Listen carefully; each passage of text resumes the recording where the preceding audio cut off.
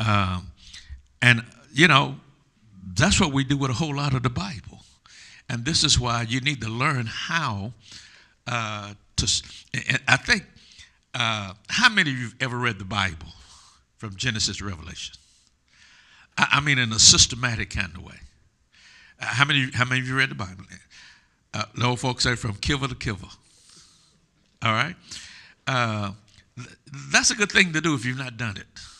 And in fact, I think this January, I'm going to start a group of folk who are going to read the Bible through in 1 year with me. And all we're going to do is read the Bible. And it amazes me. In fact, a good friend of mine, you'll know the name when I call it, the late Dr. Cornelius Crenshaw. Just a super outstanding preacher. And we both find ourselves in the same situation. You know, we were traveling all across the country, going in different cities, different churches, different platforms.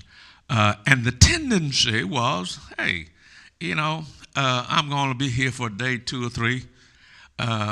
So what I'm going to do is preach something that I am super familiar with, unless they assign me a theme or something else to preach. And so we found ourselves preaching, pretty much same sermons over and over again, because, again, same sermon, but different audiences. That's one of the things I love about Shirley. Lord bless her heart. She's been listening to me preach for over 50 years. And she's heard them all. And I have to be mindful at times, because now she gets an opportunity to travel with me. And now she's gotten to the point where she says, now, what you going to preach today? I'm going to preach the Bible. Now, I know what she's asking. I done heard that 10, 15 times. And so, and the joke among us, each time I preach it, and she will tell you, you always say something different.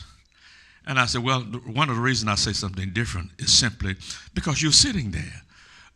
You think you know everything that I'm going to say because you've heard the sermon more than anybody else. And so I'm aware of the fact that you are sitting here. And so even though I'm taking the same text, I'm going to approach it in such a way that pretty much I'm going to say what the text is intended to say. But because I know you're sitting there, I may approach it a different kind of way.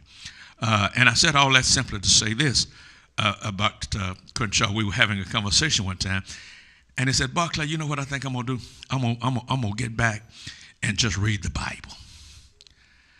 Because, see, we get in the habit of reading the Bible because we know Sunday's coming.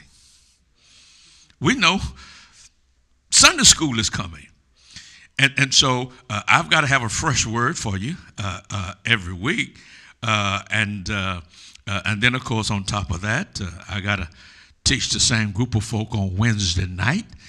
And so I'm always studying different things during the course of the week. And I said one of my projects for the new year is just to start in Genesis and just read the Bible through. As many times as I've read it, I read it mostly these days for you and not for me. And I need to get back in the habit of reading the Bible devotionally just for my own intimacy and walk and relationship with God. And so that's what we'll try to accomplish in this series of sermon. One professor of mine says, originality in preaching is just fresh eyes. You'll get that on your way home. But occasionally we come to books like Revelation, and the genre is different. And what I mean by genre is simply the style of writing if I said to you, your Falcons are playing the Packers at 1 o'clock this afternoon, is there anybody in the house that I need to explain that to? My Cowboys are playing the Jets this afternoon. My Cowboys beat unmercifully the New York Giants last Sunday night. But watch this. I don't have to explain that to you because you and I understand the genre. That is, you understand that I am talking, watch this, in non-literal language. How many times have you heard me say in this class that Revelation as apocalyptic literature does not literally mean what it says?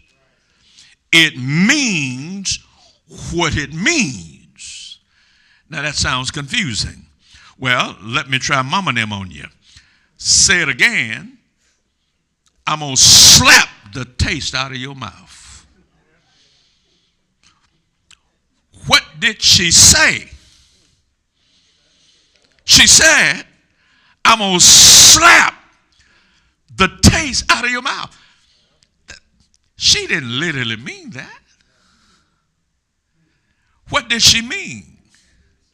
She meant, no, my mama meant that. And she tried to do that, all right?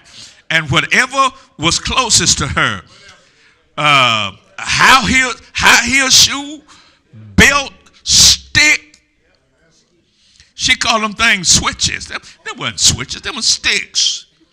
And she tied 2 or 3 of them together. That's child abuse. That's abusive.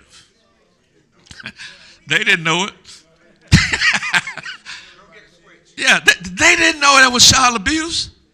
All they knew is he ain't in jail. And he ain't crazy. All right? But today it was child abuse then. But I used to hear our funeral director was named Mr. Coleman. And in those days, a telephone call cost a dime. Mama used to say, if you call the police on me, here's a dime. Call Mr. Coleman. Because I'm going to take you out. Ain't nobody called no police on mama and them. In fact, they give you a quarter and say, keep the change. But don't miss the point. She said, I'm going to slap the taste out of your mouth. That's what she said.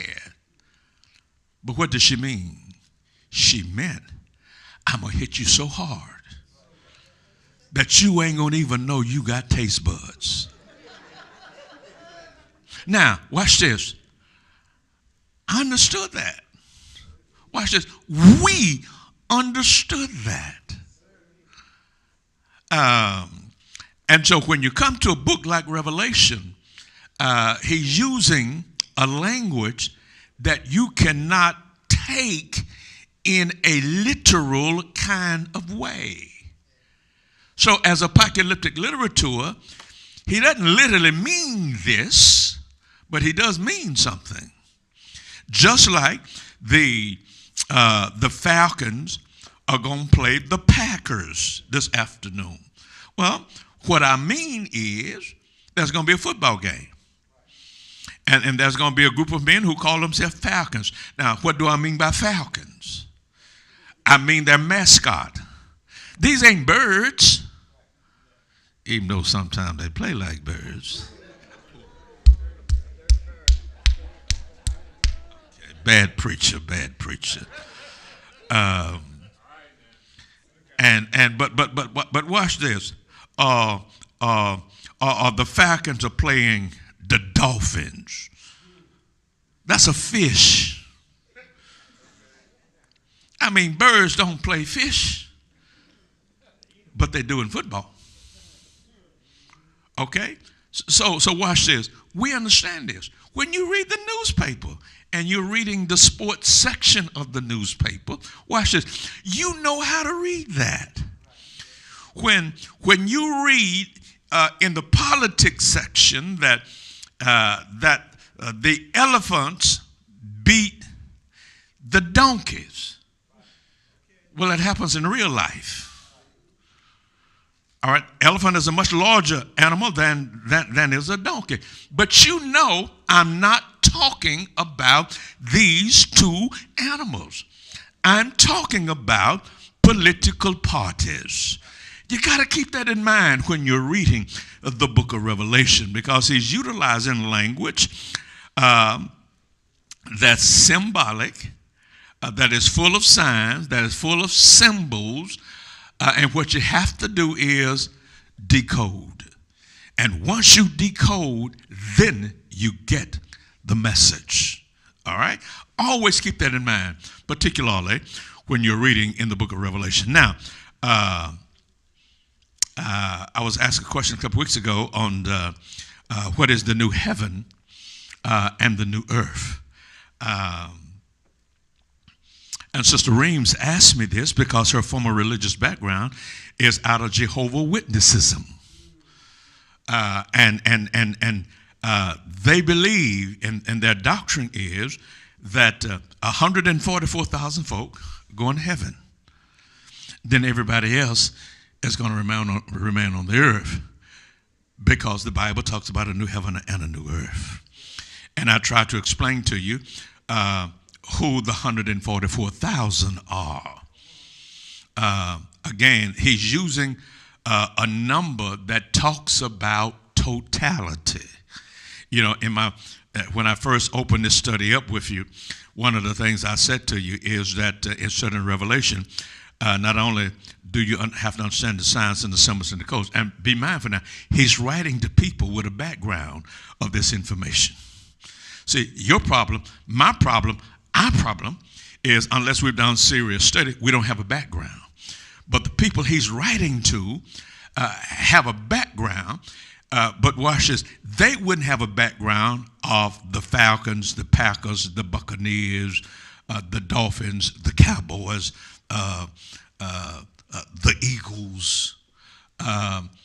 They wouldn't have that background in that day. And one of the things I try to tell folk all the time, I said this morning that some people think that God needs to upgrade his resume because God spoke to people in the context who were farmers, who were ranchers, people who lived an agrarian kind of lifestyle. They lived on the land. And so people read these stories in the Bible and they don't have any kind of relationship with the culture and the background of those folk. And they assume that, the Bible is just need to be modernized. It needs to be updated because we're living in this high-tech world. Think about that for a second. What if God spoke our language to people in that day?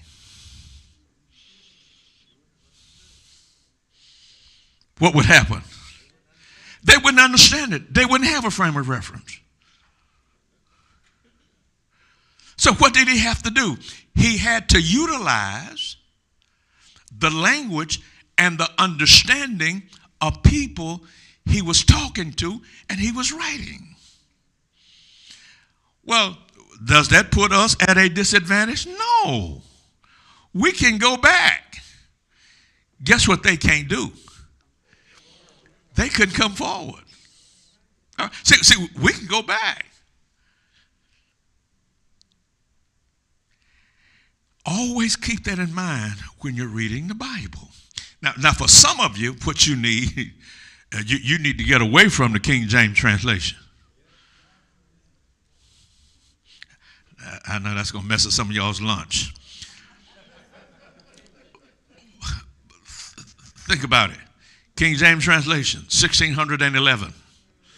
You and I are living in 2023. Do the math.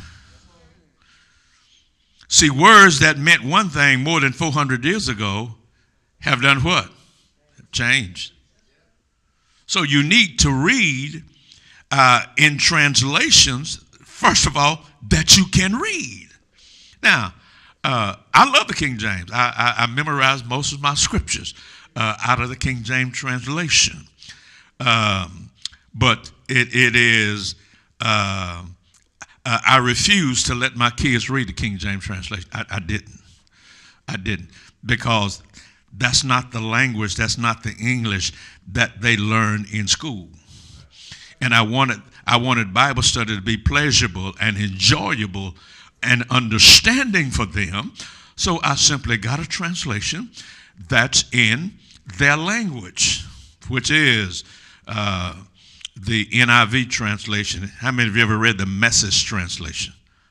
All right. Well, you got to be careful, but you get the sense of language that you can read and is up to date. Now, when you talk about new heaven and a new earth, take everything I just said to you, and then let me ask yourself this question. When people in that day heard that phrase, new heaven and new earth, what do you think in their mind they would have thought about?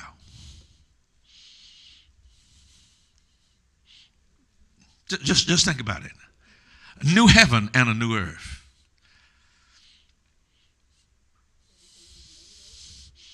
Something what? Something made over.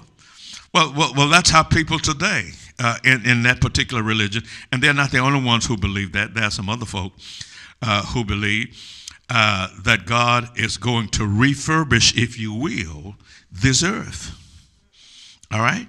And they're going to live on third planet from the sun. All right?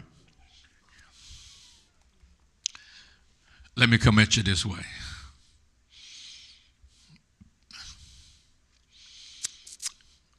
Nope. I'll let it stay right there. I want you to watch this. The phrase new heaven and new earth comes out of Isaiah 65. Let me give you the exact verse.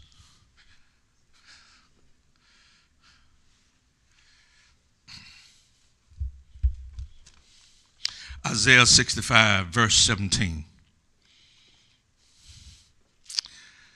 God says, for behold, I create new heavens and a new earth, and the former shall not be remembered nor come into mind. Okay? God says, I create new heavens and new earth, and the former shall not come into mind. The writer of the book of Revelation is going to pick up this language. Now remember what I've said to you. It is not to be understood in a what kind of way? In a literal kind of way. Well, okay, when Isaiah used the language, what was he intending? Well, you got to go back and, now remember, that's Isaiah 65. Guess what's before Isaiah 65? I'm going to show you how smart I am. Isaiah 64. Guess what's before Isaiah 64? Now take that thing all the way back to Isaiah chapter what? Isaiah chapter 1. All right. And watch this. This is why you need tools to kind of help you with timetables, timelines, what's going on at this point in history. And what you're going to discover in reading Isaiah is that the people of God have found themselves in Babylonian captivity. How long were they there? You remember Old Testament history? 70 years. All right. And after 70 years, they were allowed to do what? To return back to the land of Jerusalem. All right.